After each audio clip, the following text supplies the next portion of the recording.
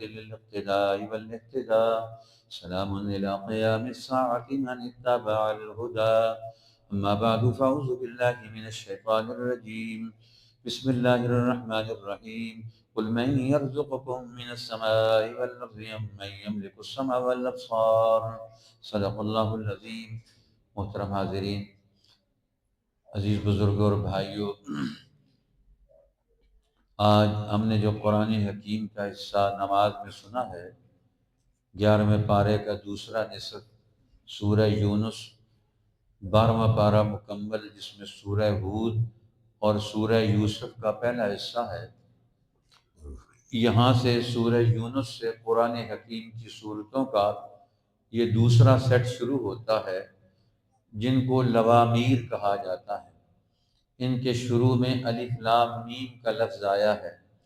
اللہ تعالیٰ نے پہلی 7 صورتوں میں بیان کیے جانے والے مسائل کا ایک ایک مسئلے کو ایک ایک صورت میں تفصیل کے ساتھ بیان فرمایا ہے۔ سورہ یونس میں اللہ تعالیٰ نے قرآن حکیم کی اور نبی پاک کی انبیاء کی ضرورت کو اور اہمیت کو واضح کیا کہ قرآن کیوں ضروری ہے۔ تلک آیات الکتاب الحکیم، یہ آیات ہیں حکمت والی کتاب کی۔ اب قرآن حکیم یہ علم ہے، لیکن یہ علم انسانوں میں منتقل ہوگا وہ حکمت کے ذریعے سے ہوگا۔ اور حکمت کسے کہتے ہیں کہ انسانوں کے دل اور دماغ کی صلاحیتوں کو دیکھ کر ان کا استعداد کا مطالعہ کر کے ان کے دل و دماغ میں اللہ کا علم منتقل کرنا، جتنا ان کو اس وقت ضرورت ہے۔ پہلے درجے میں تھوڑی بات سمجھائی جاتی ہے، پھر اگلے درجے میں زیادہ بات سمجھائی جاتی ہے، تو درجہ بدرجہ علم منتقل کرنا، اس کا نام ہے حکمت۔ اس لیے قرآن حکیم یہ علم کی کتاب بھی ہے، لیکن حاوی اس پر حکمت ہے۔ اور انبیاء علیہ السلام کون ہیں؟ معلمین، استاد ہیں پہلے درجے میں۔ اور استاد ایسے ہیں جو حکمت والے ہیں، عقل والے ہیں۔ وہ لوگوں کے ساتھ زبردستی نہیں کرتے، بلکہ ان کو اطمینان کے ساتھ قریب لا کر، ترغیب دے کر، ان کی صلاحیت کو دیکھ کر ان کو جو باتیں سمجھ آ سکتی ہیں قرآن کی، وہ باتیں سمجھاتے ہیں۔ یہ حکمت کا اسلوب ہے۔ پھر اللہ تعالیٰ نے اس میں انسان کی اہمیت بیان فرمائی ہے دوبارہ۔ پھر انسان کے اندر کیا چیز ہے؟ ایک روح ہے اور جسم۔ جسم کے اپنے تقاضے ہیں، روح کے اپنے تقاضے ہیں۔ پھر انسان کے اندر سب سے بڑی چیز کیا ہے؟ اس کا ارادہ۔ پھر اس کے ارادے سے اس کا علم پھوٹتا ہے۔ ارادہ اور علم جمع ہوتے ہیں تو پھر اس سے آگے اس کا عمل پیدا ہوتا ہے۔ اب یہ عمل، یہ ارادے کی شاخیں ہیں۔ اب قرآن یہ چاہتا ہے کہ اللہ کا علم انسانوں کے دماغ میں آئے، ان کی عقل میں آئے، اور پھر وہ ان کا ارادہ بنے، اور اس ارادے سے ان کے اعمال وجود میں آئیں۔ کیوں؟ یہ ایک لازمی چیز ہے۔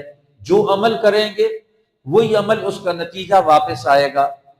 جس طرح ہر چیز کائنات میں اپنے مرکز میں واپس آتی ہے، تو انسان کے اعمال بھی پہلے دنیا میں اس کے اوپر واپس آتے ہیں اور پھر آخرت میں بھی اس کا نتیجہ دیں گے۔ اس لیے قرآن حکیم یہ چاہتا ہے کہ دنیا میں اللہ کو سب سے پہلے بین الاقوامی قانون، ساری دنیا کا خالق اور مالک اللہ تعالیٰ کو تسلیم کیا جائے، کہ ساری دنیا کی قوموں کو ترقی دینے کا قانون یہ صرف اللہ کا منصب ہے، یہ کسی اور کا منصب نہیں۔ اب مکہ کے سردار رسول اللہ کو کہتے تھے ہم آپ کو نبی اس لیے نہیں مانتے کہ آپ ہماری حیثیت نہیں مانتے، آپ اللہ تعالیٰ کو منوانا چاہتے ہیں۔ ہماری حکومت، ہماری سرداری، ہمارے فیصلے، ہمارے اختیارات، ان کو آپ کیوں نہیں مانتے؟ اللہ کے پیغمبر فرماتے ہیں، قرآن کہتا ہے انسانوں کی ترقی کا راستہ انسانیت کے اصولوں پر ہے۔ اپنے آپ کو انسان بنا کے رکھو۔ انسان، سب انسان ہیں، اللہ کے بندے ہیں، اور اللہ ان سب کے اوپر ہے۔ تم بندہ ہو کر بندوں کے اوپر ہونا چاہتے ہو، قرآن اس کو نہیں مانتا۔ اس لیے اصل چیز ہے انسانیت۔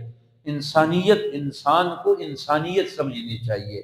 انسان کس چیز کا نام ہے؟ اور پھر اللہ تعالیٰ انسانوں کا خالق ہے، اس کائنات کا خالق ہے، ان سب کا مالک ہے۔ اس لیے اللہ تعالیٰ نے فرمایا دیکھو دنیا کے اس نظام کے ساتھ غذا ہے، پانی ہے، ہوا ہے، یہ ساری ضرورتیں تمہاری کون مہیا کرتا ہے؟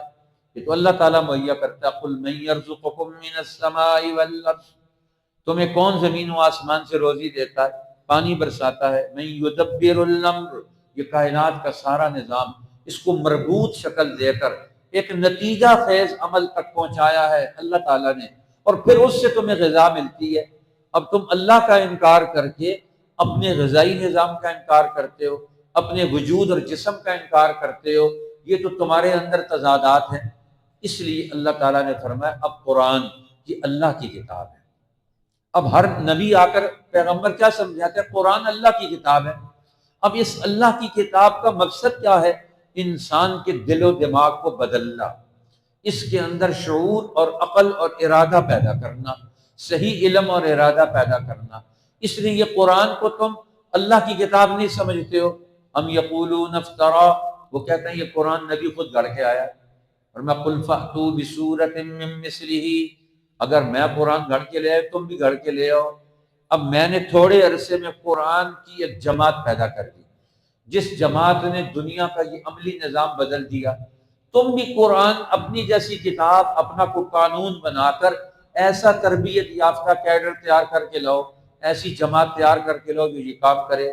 اس لیے فرمایا لوگوں کو بتاؤ یا ایھا الناس قد جاءتکم موعظۃ من ربکم، اے انسانو تمہارے پاس تمہارے رب کی طرف سے نصیحت آئی ہے، ہدایت آئی ہے، تمہارے دلوں کی بیماریوں کا علاج بن کر قرآن آیا ہے۔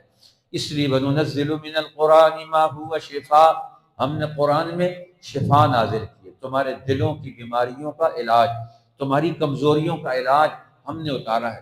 پھر اللہ تعالیٰ نے سورہ یونس میں مکہ والوں کو اور قیامت تک کے آنے والے انسانوں کو سمجھایا۔ اب ایک نوح علیہ السلام اجمی نبی ہیں، یونس علیہ السلام یہ اجمی نبی ہے۔ ان دونوں نبیوں نے اپنی قوموں کو کیسے ترقی دی، کیسے ان کے دماغ میں بٹھایا تم غلط کام کر رہے ہو۔ نوح علیہ السلام کی قوم نے نوح علیہ السلام کی بات نہیں مانی، ان کے علم سے اپنے دل و دماغ کو آراستہ کر کے اپنی زندگی کے اندر کی خرابیاں دور کرنے کے لیے تیار نہیں ہوئے، تو نتیجہ کیا نکلا؟ وہ تباہ ہو گئے۔ اور پھر یونس علیہ السلام کی قوم، ان کو بھی انہوں نے سمجھایا، پہلے درجے میں انہوں نے نہیں مانا، لیکن آخری درجے میں آ کر ان کو احساس ہوا، وہ مان گئے، وہ عذاب سے بچ گئے۔ اور پھر قرآن نے یہاں سمجھایا درمیان میں موسیٰ علیہ السلام کا واقعہ بھی، کہ دیکھو موسیٰ علیہ السلام نے بنی اسرائیل کو 40 سال تک سمجھایا، لیکن فرعون کی غلامی میں رہ کر وہ فرعون کی طاقت کو بڑی سمجھتے تھے، اور موسیٰ علیہ السلام نے سمجھا نہیں، اصل طاقت تو اللہ کی ہے، اور جو دنیا میں ظالم ہوگا وہ تباہ ہوگا، جو قوموں کو تباہ کرے گا وہ خود تباہ ہوگا، تم کیوں اس کے ڈر میں مبتلا ہو؟ اللہ تعالیٰ نے فرمایا موسیٰ اوحینا الی موسیٰ واخیہ ان تبوأ لقومکما بمصر بیوتا، اب اپنے گھروں کے اندر تم ٹھکانے بناؤ، تربیت گاہ بناؤ، تعلیم گاہ بناؤ، لوگوں کا ذہن بن لو، قومی تعلیم پیدا کرو، قومی نظام تعلیم پیدا کرو اپنے گھروں کے اندر سے۔ وَجَعَلُوا بُيُوتَكُمْ قِبْلَةً وَأَقِيمُوا الصَّلَاةَ، اپنے گھروں کو تربیت گاہ بنا لو۔ باہر فرعون کا قبضہ ہے، بازاروں میں، باہر کے عبادت گاہوں میں، تعلیم گاہوں میں فرعون کا اثر ہے، لیکن تمہارے گھر کے اندر تو نہیں ہے، لہٰذا گھروں کے اندر جمع ہو جاؤ۔ 40 سال موسیٰ علیہ السلام نے ان کو اپنے گھروں کے اندر بیٹھ کر ان کو تعلیم اور تربیت دی، اور ان کی آزادی کا ارادہ وجود میں آیا۔ اب بنی اسرائیل تیار ہو گئے، فرعون غلط ہے، پہلے اس کو غلط ہی نہیں سمجھتے تھے، پھر غلط سمجھنا شروع کیا، اور پھر اس سے جان چھڑانے کے لیے اب دعائیں مانگنی شروع کی۔ اب ان کے آہستہ آہستہ ارادے وجود میں آئے۔ اب اللہ تعالیٰ فرماتے ہیں دیکھو ان نبیوں نے قوموں کے اندر مسلسل محنت کر کے ان فرعونوں کے اثرات کو زائل کیا ہے، تب جا کر قومیں زندہ ہوئی۔ اب پھر اللہ تعالیٰ نے سورہ ہود کے اندر قریش کو اور عرب کی قوموں کو جو بیماریاں لاحق تھیں ان کو دور کیا، عربی نبیوں کا تذکرہ کیا۔ حضرت صالح علیہ السلام ہے، حضرت ہود علیہ السلام ہے، قوم عاد کے نبی حضرت ہود علیہ السلام ہے، قوم شعیب کے نبی حضرت شعیب علیہ السلام ہے، ان نبیوں کا تذکرہ کیا کہ دیکھو ان نبیوں نے اپنی قوموں کو کس طرح گناہوں سے نکالا۔ ان کے ذہن میں ایک بات بٹھائی، ما لکم من الہ غیر، اللہ کے سوا تمہارا کوئی حاکم نہیں، یہ جو تمہارے بادشاہ اور حکمران اور لیڈر اور سردار ہیں یہ تمہارے جیسے انسان ہے، یہ خدا نہیں ہے، یہ حاکم نہیں ہو سکتے، حاکم صرف اللہ کی ذات ہے۔ اب ان کی خرابیوں کو انہوں نے دور کروایا، ابراہیم علیہ السلام کا تذکرہ کیا کہ دیکھو ابراہیم علیہ السلام نے مسلسل ہجرت کر کے کیوں آئے کہ اگلی قوم کو سمجھائے، اپنی نسلوں کو بچائیں، نیا مرکز بنا کر، کعبۃ اللہ کا مرکز بنا کر انہوں نے کس طرح قوموں کو بچایا۔ حضرت لوط علیہ السلام انہوں نے کس طرح قوموں کو بچایا، سماجی زندگی میں، معاشرتی زندگی میں، مالی زندگی میں ان کے یہاں خرابیاں پیدا ہو گئیں۔ اب قرآن کہتا ہے ان کی سب سے بڑی خرابی کیا تھی؟ مشترک خرابیاں، ایک تو شرک ہے، دوسرا ان کے اندر تکبر ہے، تیسرا مال کا غلط استعمال ہے، چوتھا انسانوں کو گھٹیا اور ذلیل سمجھتے ہیں، اپنے آپ کو بڑا سمجھتے ہیں، ان کا خدا بنا کر رکھنا چاہتے ہیں۔ اللہ تعالیٰ نے آخر میں خلاصہ نکالا، تلک القریٰ اہلکناہم لما ظلموا، فرمایا یہ وہ بستیاں ہیں، ان بستیوں کو ہم نے ہلاک کیا جب انہوں نے ظلم کا راستہ اختیار کیا۔ اس لیے سورہ ہود کے آخر میں اللہ تعالیٰ نے ایک اصول سمجھایا۔ نبی پاک صلی اللہ علیہ وسلم نے ایک دفعہ فرمایا، ایک صحابی نے دیکھا 50 سال کی عمر کے بعد اللہ کے پیغمبر کے سر کے بال کچھ سفید نظر آ رہے تھے، تو انہوں نے سوال کیا، یا رسول اللہ آپ کے سر کے بالوں پر سفیدی کیوں آ رہی ہے؟ تو آپ نے فرمایا، شیبتنی الہود والمرسلات واخواتها، مجھے سورہ ہود نے، سورہ مرسلات نے اور اس جیسی صورتوں نے بوڑھا کر دیا۔ اب علماء لکھتے ہیں، مفسرین، سورہ ہود میں کون سی چیز ہے جس کی وجہ سے پیغمبر فرما رہے ہیں مجھے سورہ ہود نے بوڑھا کر دیا؟ اس لیے کہ سورت میں اللہ نے حکم دیا، اے میرے پیغمبر فاستقم کما امرت ومن تاب معک ولا تطغوا، آپ اور آپ پر ایمان لانے والے لوگ جو ہم نے آپ کو حکم دیا ہے اس حکم پر ڈٹ جائیں، مستقیم ہو جائیں، فاستقم، استقامت دکھائیں اس پر، اور ایسے استقامت دکھائیں کما امرتا، جس طرح آپ کو حکم دیا گیا ہے۔ اب اللہ کے پیغمبر فرماتے ہیں جب میں یہ آیت پڑھتا ہوں تو مجھے اپنی ذمہ داریوں کا احساس آتا ہے۔ تو گویا علم کے بعد علم کیا کام کرتا ہے؟ علم ذمہ داریوں کا احساس دلاتا ہے۔ کام تو انسان نے خود کرنے ہیں، اب نبی آ کر یہ نہیں کرتا کہ وہ آپ کے کام کرے گا، وہ آپ کے اندر علم پیدا کرے گا، اور وہ علم آپ کے اندر آپ کی اپنی ذمہ داریوں کا احساس پیدا کرے گا۔ اس لیے علم والے دوسرے آ کر دوسروں کا کام نہیں کر سکتے، ہر قوم نے اپنا کام خود کرنا ہے۔ جو قوم اپنا کام خود نہیں کر سکتی وہ ہمیشہ دنیا میں تباہ ہوتی ہے، برباد ہوتی ہے۔ بڑی بڑی قوموں کی تاریخ کیا ہے؟ انہوں نے وقت پر اپنی ذمہ داریاں نہیں نبھائی، اپنے کام نہیں نبھائے۔ باپ کا کام کیا ہے، ماں کا کام کیا ہے، استاذ کا کام کیا ہے، شاگرد کا کام کیا ہے، حاکم کا کام کیا ہے، ایک تاجر کا کام کیا ہے، ہر ایک طبقے کے اپنے کام ہیں، اپنی ذمہ داریاں ہیں جو اس نے سنبھالی ہیں معاشرے میں۔ تو قرآن کہتا ہے نبی آ کر علم دیتا ہے، علم کے بعد ان کے اندر ارادے پیدا ہوتے ہیں اور وہ اپنی ذمہ داریوں کا خود احساس کر کے کھڑے ہوں، ہر معاشرے کا طبقہ۔ اب نبی بھی اپنی ذمہ داریاں نبھائے۔ اب نبی کا کام کیا ہے؟ ہر آدمی تک علم پہنچانا، مفت علم پہنچانا، اس کو تیار کرنا، اس کو کھڑا کرنا، وہ اپنی ذمہ داریوں پر کھڑا ہو جائے۔ کھڑے ہونے سے پہلے والا کام نبی کا ہے اور کھڑا ہونا اس کا اپنا کام ہے۔ اب کہے کہ کھڑا بھی نبی ہو، یہ تو نہیں ہو سکتا، ہمارے گھر کے باہر پہرہ داری کرے، چوکے داری کرے، نہیں، وہ ہمیں جگا سکتا ہے، وہ ہمیں بیدار کر سکتا ہے، ہمارے دل و دماغ کو بیدار کر سکتا ہے۔ یہ نبی کا کام ہے کہ ہمارے دل کے دروازے پر دستک دے، اس کے اندر اللہ کی توحید داخل کر دے۔ اب پھر دوسری بات اللہ تعالیٰ نے بیان کی، وَلَا تَرْكَنُوا إِلَى الَّذِينَ ظَلَمُوا، ظالموں کی طرف میلان اور جھکاؤ مت اختیار کرو، ظالموں کا تعاون نہ کرو۔ اب تم اللہ کے بندے ہو، اللہ پر ایمان لے آئے ہو، اب ظالموں کا ساتھ مت دو۔ اب شرک اور ظلم یہ دونوں لازم اور ملزوم ہیں۔ جو شرک کرے گا وہ طبقات پیدا کرے گا، اور جب طبقات پیدا ہوں گے تو وہ ایک طبقہ حاکم محکوموں کے حق وہ حق کھا جائے گا، ایک بڑا طبقہ جس کے پاس طاقت ہے وہ یتیم کا مال کھا جائے گا۔ اس لیے تب شرک طبقاتی ذہن پیدا کرتا ہے، اور طبقاتی ذہن ظلم پیدا کرتا ہے، اس لیے شرک سے منع کیا گیا۔ شرک کرنے سے ظلم پیدا ہوتا ہے، انسان کسی اور کو خدا بنا کر اس کے اندر جھونک کر اپنے آپ کو خدا بنا کر لوگوں کے حق پر ڈاکے ڈالتے ہیں۔ اب جتنے بڑے بڑے خدا بنے انسانوں میں وہ کیا کرتے تھے؟ لوگوں کے حق پر ڈاکہ ڈالتے تھے۔ اس لیے اللہ تعالیٰ کے جو نیک بندے ہیں انبیاء علیہ السلام، جب بھی دنیا میں کوئی شرک کرتا ہے، ظلم کرتا ہے، وہ معاشرے میں اس کے اندر تحریک پیدا کرتے ہیں۔ فَلَوْلَا كَانَ مِنَ الْقُرُونِ مِن قَبْلِكُمْ أُولُو بَقِيَّةٍ، فرمایا قوموں میں ایسے لوگ، اولو بقیہ، سمجھدار لوگ، عقل مند لوگ، پچھلی محنتوں کا حاصل لوگ، جب کسی قوم میں ظلم پیدا ہوا، گناہ پیدا ہوا، وہ کیوں نہیں کھڑے ہوئے؟ ینہون عن الفساد فی الارض، وہ زمین میں خرابی پیدا کرنے سے، حقوق پامال کرنے سے روک دیتے۔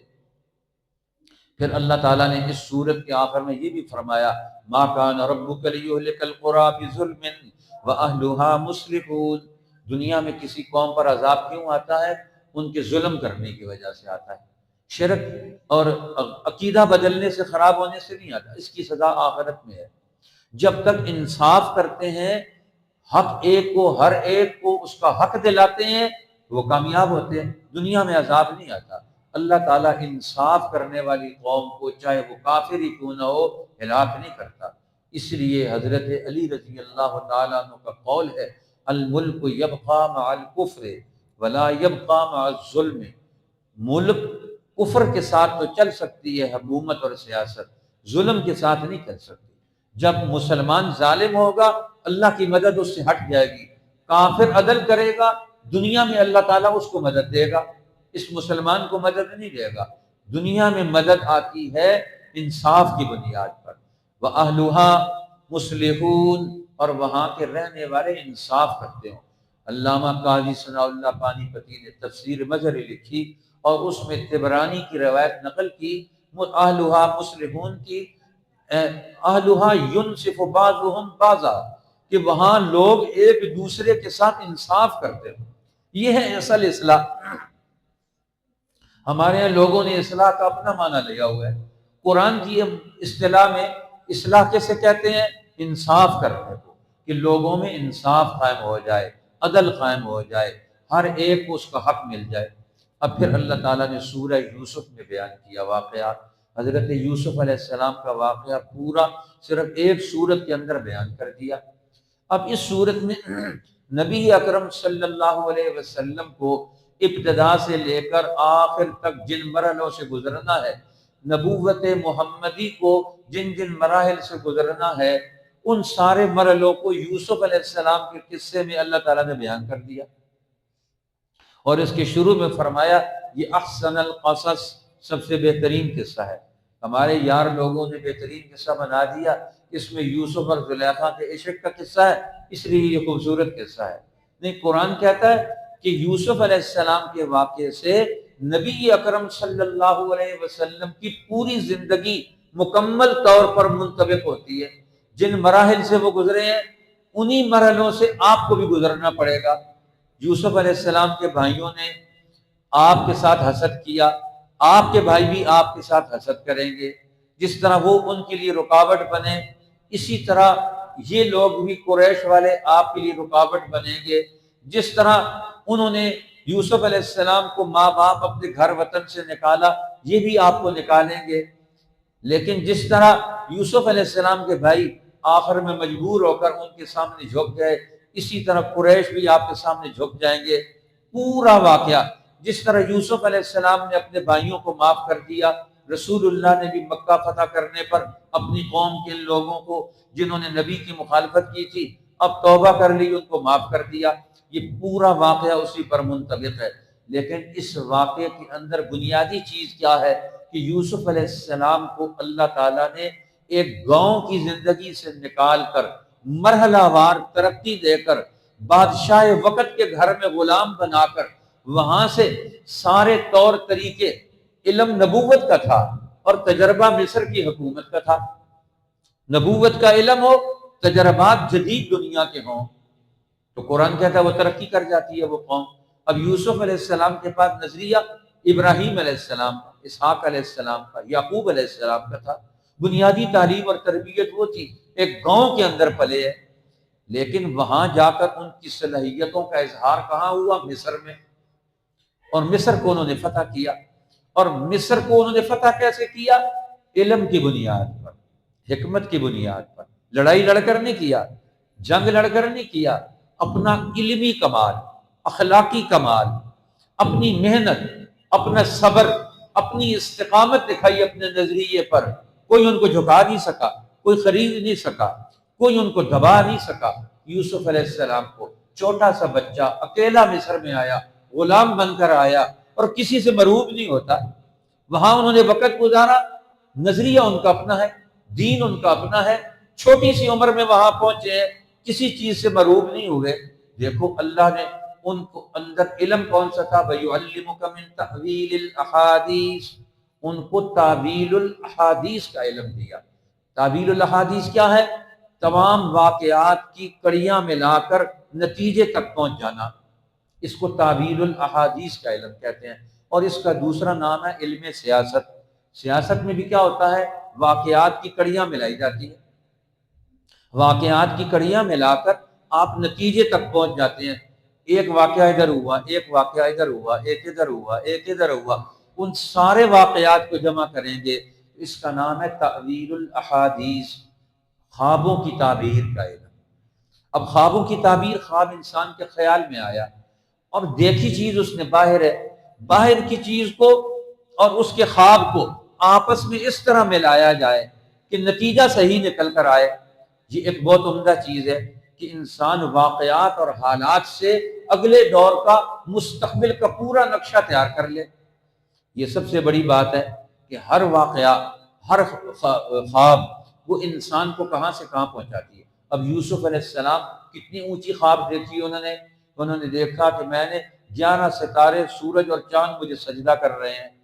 یعقوب علیہ السلام فوراً سمجھ گئے کہ یہ بیٹا، یہ میری نسل میں میرے 11 بیٹے ہیں، 12 بیٹے ہیں، 12 بیٹوں میں سے 11 بیٹے وہ میرے وارث نہیں بن سکتے، یہ وارث بنے گا، اس کے اندر صلاحیت موجود ہے۔ اب باقی بیٹے کہتے ہیں ہم بڑے ہیں، ہم کماتے ہیں، ہم ریوڑ چراتے ہیں، ہم غلہ اناج لاتے ہیں اور ہماری بات چلنی چاہیے۔ یعقوب علیہ السلام سمجھتے ہیں کہ غلہ اناج تو ہماری ضرورت ہے، اصل تو نبوت کا مشن اور مقصد ہے، اور اس کا وارث یہ یوسف ہوگا۔ اب اس کی خواب سے، اس کے خیالات سے، اس کے بلند ارادوں کی بنیاد پر وہ فوراً سمجھ گئے۔ فرمایا لا تقصص رؤیاک علی احد علی اخوتک، اپنے بھائیوں کو خواب نہ بتانا، وہ دشمن بن جائیں گے۔ اب وہی ہوا، بھائیوں کو پتہ چل گیا اور وہ ان کے لیے حسد۔ دیکھو اللہ جل شانہ، ظاہری حالات کچھ ہیں اور اللہ تعالیٰ نتیجہ کچھ نکال رہے ہیں۔ ظاہری حالات یوسف علیہ السلام کی دشمنی کے ہیں، حسد کے ہیں، نفرت کے ہیں، قتل کے ہیں، لیکن اللہ تعالیٰ کیا کرتا ہے؟ ان ربی لطیف لما یشاء، میرا رب باریک بین ہے، مشکل نقصان دہ حالات کے اندر سے ہمارے لیے فائدہ پیدا کر دیتا ہے، ترقی کا راستہ پیدا کرتا ہے۔ اس لیے انسان سچا ہو، اس کا عزم بلند ہو، اس کا ارادہ صحیح ہو، اس کا علم نتائج دے گا اور وہ دنیا میں کامیاب ہوگا، کسی دباؤ میں نہیں آئے گا۔ اب یوسف علیہ السلام نہ بھائیوں کے دباؤ میں آئے، نہ مشکلات، چھوٹا بچہ ماں باپ کو چھوڑ کر جا رہا ہے، بہن بھائیوں کو، وطن کو چھوڑ کر جا رہا ہے، لیکن اس پر ڈر نہیں۔ اللہ نے وحی کر دی، آنے والا دور تمہارا ہے، مشکلات اٹھاؤ گے تو اگلا دور آئے گا، مشکلات نہیں اٹھاؤ گے تو اگلے دور میں ترقی نہیں کر سکو۔ اب یوسف علیہ السلام کی محنت اور قربانیوں سے بنی اسرائیل کو مصر کے اندر سینکڑوں سال حکومت کرنے کا موقع ملا۔ ایک نوجوان اور ایک بچے کی قربانیوں کے نتیجے میں پوری قوم کا رخ بدل گیا، ان کو حکمرانی کا اسلوب مل گیا۔ آج ہم اپنی نسلوں کو کیا تربیت دیتے ہیں؟ ہمارے کالج، ہماری یونیورسٹیاں، ہمارے تعلیمی ادارے، ہمارے خاندان، وہ اپنی نسلوں کو کیا تربیت دیتے ہیں؟ وہ کیا کریں گے آگے چل کر اپنے وطن کے لیے، اپنی قوم کے لیے، انسانیت کے لیے وہ کیا چیز پیدا کریں گے؟ حضرت یوسف علیہ السلام، ایک ان کا بادشاہت کا دور ہے اور ایک جیل میں قیدی بن کر، جیل میں قیدی ہیں، وہاں بھی انہوں نے اپنا نقشہ بنا لی، یونیورسٹی بنا لی جیل کے اندر۔ یا صاحب یہ سجن، واز کہہ رہے ہیں، جیل کا واز، سنگلاخ، سنگلاخ زمین، اور ہر طرف سے قید ہیں، اندر دباؤ میں ہیں، لیکن وہاں دباؤ کے اندر سے قیدیوں کو انہوں نے کھڑا کر دیا، اگلے دور کے لیے ٹریننگ دے دی، اور وہیں سے وہ اس خواب کا نتیجہ نکلا کہ جیل سے سیدھے اقتدار پر پہنچ گئے، مصر کے وزیر اعظم بن گئے۔ اب اللہ تعالیٰ نے درجہ بدرجہ ترقی دی، اب مصر کا بادشاہ دوسرا ہے، اختیار یوسف علیہ السلام کے پاس آ گئے۔ دیکھو یہ ہے علم، علم اپنے آپ کو منوا لیتا ہے، سچا علم ہو، صحیح علم ہو۔ اس لیے یوسف علیہ السلام جیل سے نکل کر وہاں پہنچے، آپ نے مصر کو آنے والے جو خدشات تھے، جو آنے والی مشکلات تھی، معیشت کی، زراعت کی، قحط سالیوں کی، غربت کی، اس کو انہوں نے پتہ لگا لیا، اس کا علم ان کے پاس موجود تھا۔ بادشاہ اور مصر کے سینکڑوں سال کے تعلیمی ادارے، ان کے راہب، ان کے مولوی اور پیر، ملک مصر کے مسائل حل کرنے میں، رائے دینے میں ان کے پاس رائے ہی کوئی نہیں ہے۔ قالوا وضغاث احلام، کہتے ہیں یہ کیا ہے، خواب خیال ہے، بلی کے خواب چھچڑے، ان خوابوں کی کوئی تعبیر نہیں ہو سکتی۔ نبی اکرم صلی اللہ علیہ وسلم اسی طرح خوابوں کی تعبیر دیتے تھے۔ حضرت ابو بکر صدیق رضی اللہ تعالیٰ عنہ، ان کو بھی خوابوں کی تعبیر میں بہت بڑا ملکہ حاصل تھا، وہ جو رائے دیتے تھے۔ مولانا عبید اللہ سندھی فرماتے ہیں جنگ بدر کے قیدیوں کے بارے میں حضرت ابو بکر صدیق نے فدیہ لے کر جو چھوڑنے کی رائے دی، وہ سورہ یوسف کے مطالعے سے دی، انہوں نے قرآن کے علم بروبور تھا اور اس کی بنیاد پر انہوں نے رائے دی۔ اسی لیے اللہ تعالیٰ کہتے ہیں آپ نے قرآن سے علم اخذ کر کے رائے دی، آپ کو چھوڑا جاتا ہے، اور اگر آپ کی یہ رائے اس علمی اساس پر نہ ہوتی تو آپ کو سزا ملتی سب لوگوں کو۔ لیکن ان کی رائے اپنی رائے نہیں تھی، قرآن کے مطالعے سے رائے پیدا کرتے ہیں، جنگی حالات میں رائے دیتے ہیں، قیدیوں کے بارے میں رائے دیتے ہیں، نبی اکرم صلی اللہ علیہ وسلم کے اگلے دور کے اقدامات کے بارے میں رائے دیتے ہیں، وہاں سے رائے پیدا ہو گئی۔ پھر علماء نے بہت خوبصورت باتیں لکھی ہیں، اس میں اتنے فوائد ہیں کہ تذکرہ کیا جائے تو کتابیں بھر جاتی ہیں، مجلس میں وقت نہیں ہے۔ یہ یوسف علیہ السلام کے واقعے سے کئی قسم کے حالات کا پتہ چلتا ہے۔ مثلا زلیخا اور یوسف کا یہ واقعہ، جس پر اس نے یوسف علیہ السلام کو جیل میں بھیجنے کا منصوبہ بنایا اور ان کو اپنی خواہشات کی تکمیل کے لیے استعمال کرنے کا ارادہ کیا، لقد ان کو ورغلایا، لیکن یوسف علیہ السلام بھاگ کھڑے ہوئے۔ دیکھو عزم اور ارادہ کتنا مضبوط ہے۔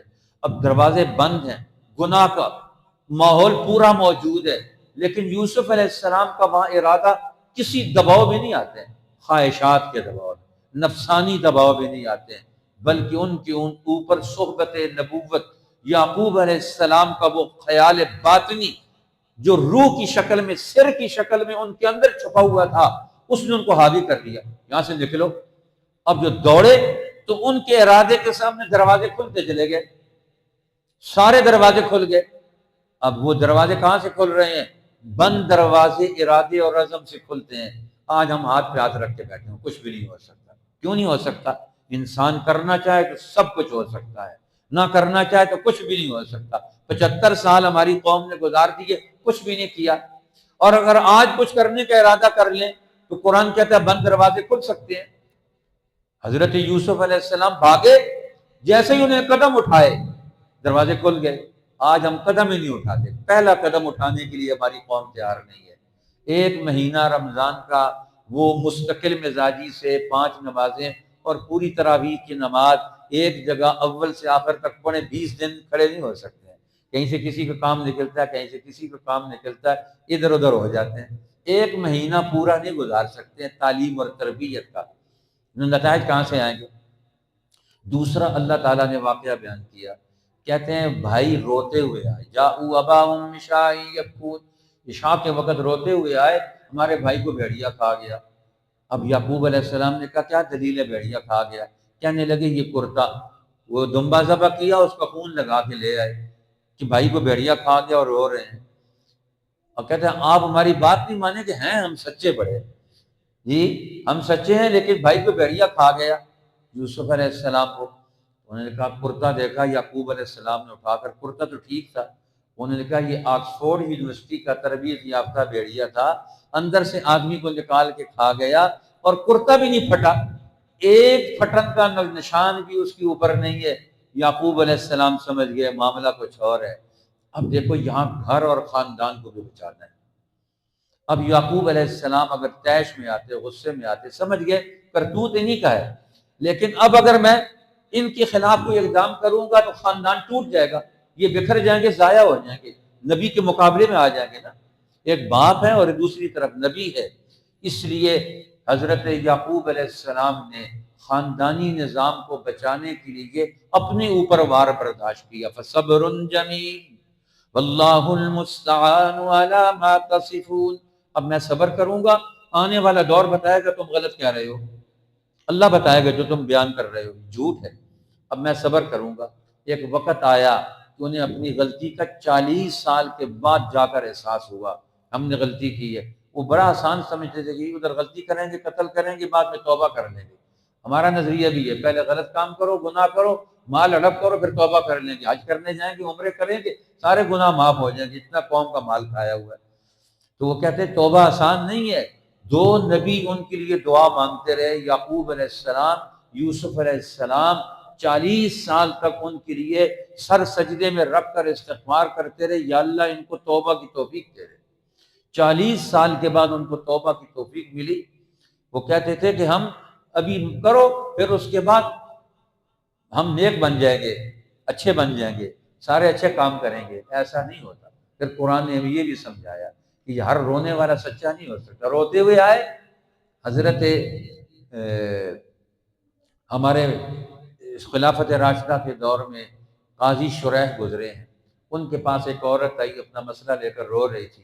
ان کے پاس ایک بڑے عالم عامر شاہ بھی یہ کون بیٹھے ہوئے تھے، کہنے لگے لگتا ہے یہ عورت بڑی یہ حقدار ہے اور اس کا بڑا مسئلہ، اس کا نقصان ہوا ہے اور یہ سچی ہے، اس لیے کہ رو رہی ہے۔ انہوں نے کہا اگر رونا سچے ہونے کی دلیل ہے تو یوسف علیہ السلام کے بھائی رو رہے تھے، جاؤ اباؤہم عشاء یبکون، یہ آیت پڑھ کر انہوں نے سنائی۔ ہر رونے والا سچا نہیں ہو سکتا۔ ہم کسی سے رونے سے دباؤ بھی نہیں آئیں گے، ہم حالات اور واقعات عدالتی اصول پر طے کریں گے کون سچا ہے کون جھوٹا ہے، اس لیے ہم کسی رونے کے دباؤ میں نہیں آئیں گے اور فیصلہ وہی کریں گے جو حق پر ہوگا۔ دوسرا واقعہ، اب دیکھو یوسف علیہ السلام اور زلیخا دونوں کھڑے ہیں، اور وزیر اعظم مصر کا کھڑا ہے، فیصلہ نہیں کر سکتا، ایک طرف بیوی ہے اور ایک طرف یوسف علیہ السلام اس کے غلام ہیں، لیکن اس کے چہتے ہیں سب سے زیادہ پیارے، اس کی اولاد تو کوئی نہیں تھی، اب کیا فیصلہ کرے؟ اب اس کے پاس دلیل ہی کوئی نہیں، عقل ہی کوئی نہیں، وہاں کھڑا ہو گیا انتظار میں، کوئی گم۔ جہاں حکمرانوں کے پاس فیصلہ کرنے کی اہلیت نہ رہے، قرآن کہتا ہے ہر واقعے کے اندر سے فیصلہ کرنے کے دلائل مل جاتے ہیں۔ اب ایک بچے نے گواہی دی، اب قمیص کو دیکھو، قمیص کرتا آگے سے پھٹا ہوا ہے، آگے سے کرتا پھٹا ہوا ہے، پھر یوسف جھوٹے ہیں، اگر کرتا پیچھے سے پھٹا ہوا ہے پھر زلیخا جھوٹی ہے۔ آپ فوراً فیصلہ کر لیں، دو ٹوک فیصلہ۔ پاکستان میں عدالتوں کو فیصلہ کرنے میں 50 سال لگتے ہیں۔ اس بچے نے بتایا واقعہ پڑھو، اس کو آگے پیچھے سے دیکھو اور تمہیں فوراً پتہ چل جائے گا، 2 منٹ کے اندر فیصلہ ہوتا ہے۔ عقل استعمال کرو، صلاحیت استعمال کرو۔ اللہ ہمیں اپنی عقل صلاحیت استعمال کر کے اپنے مسئلے حل کرنے کی توفیق دے دے۔ اللہ ہمارے حال پر رحم فرمائے، ہمارے گناہوں